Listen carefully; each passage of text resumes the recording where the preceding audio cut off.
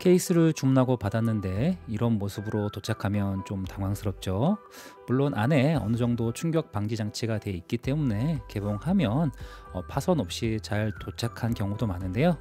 하지만 이런 외관 상태와 상관없이 요즘 케이스들이 강화 유리와 투명 아크릴을 많이 사용하기 때문에 겉 외관은 또 멀쩡해도 안에 파손된 부분이 있는 경우가 많거든요.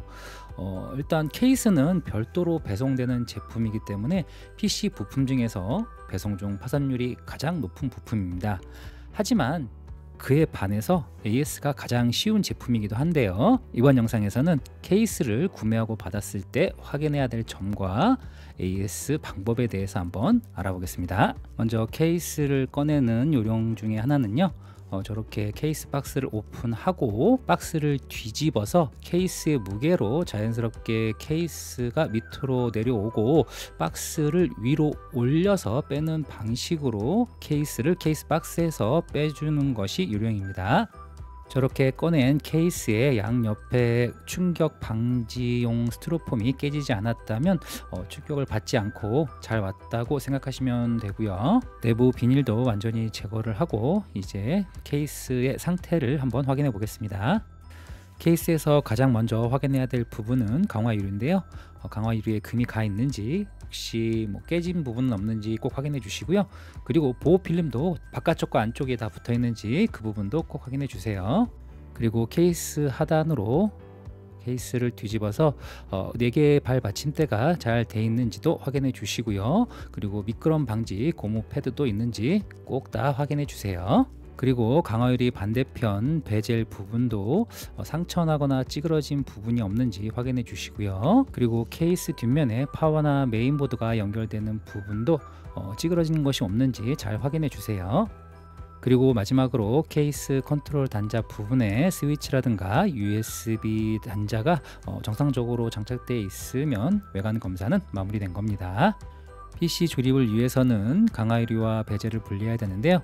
이 강화 유리와 베젤을 보관할 때 케이스 박스에 이 강화 유리와 베젤 사이에 아까 케이스를 고정했던 스티로폼을 넣어 놓으면 서로 간섭이 생기지 않기 때문에 스크래치나 상처가 나지 않게 안전하게 보관할 수 있습니다. 이제 케이스 AS 방법에 대해서 알아보겠습니다. 케이스는 앞에서 설명한 것처럼 AS 받는 게 정말 간단한데요. 케이스에 장착되어 있는 모든 부품들은 도착해서 파손이나 불량 등의 이상이 발견되면 바로 교환이 가능합니다. 구매 초에 요청을 하셔도 되고요.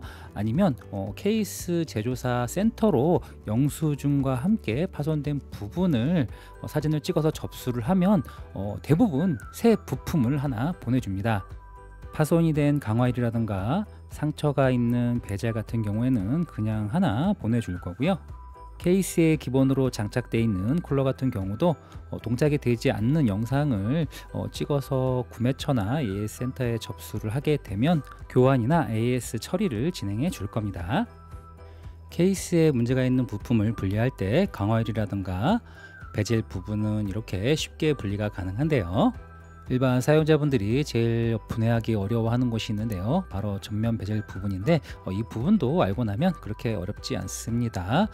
전면 베젤이 분리가 가능한 케이스는 이렇게 상단에서부터 케이스 본체와 베젤이 구분되어서 나눠져 있는 것을 확인할 수 있는데요.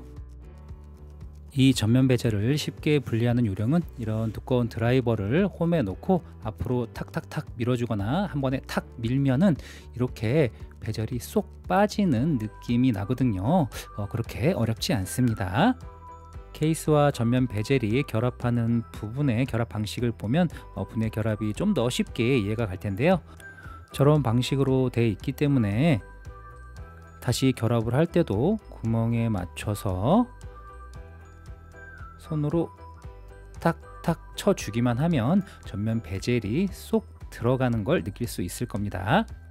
반대편도 결합을 완료할 때 이렇게 전선이 나와 있는지 한번 확인을 해 주시고요. 안으로 집어넣고 손으로 탁탁 쳐주면 베젤이 완벽하게 결합하는 걸 확인할 수 있습니다. 다른 케이스로 전면 베젤을 분리하는 걸 한 번 더 보여드리겠습니다. 이번에는 손으로 한번 직접 해보겠습니다. 베젤 하단에 저 홈에 손을 넣고요. 앞으로 탁 당겨주면 다시요. 앞으로 탁 당겨주면 이렇게 전면 베젤이 분리가 됩니다. 베젤 결합 방식도 앞에서 소개했던 것과 똑같은 방식으로 저렇게 돼 있기 때문에 분해 결합을 할 때 저 방식을 이해하면 자신 있게 앞으로 팍 빼서 베젤을 분리할 수 있을 겁니다. 저렇게 베젤을 분리해서 전면에 있는 쿨러를 교환할 수가 있으니까요. 베젤 분리하는 방법도 확인해 주세요. 이렇게 케이스의 AS를 쉽게 하는 방법에 대해서 알아보았는데요. 당연히 고가 케이스 같은 경우에는 일반 케이스보다는 AS 방법이 좀 까다로울 수 있습니다.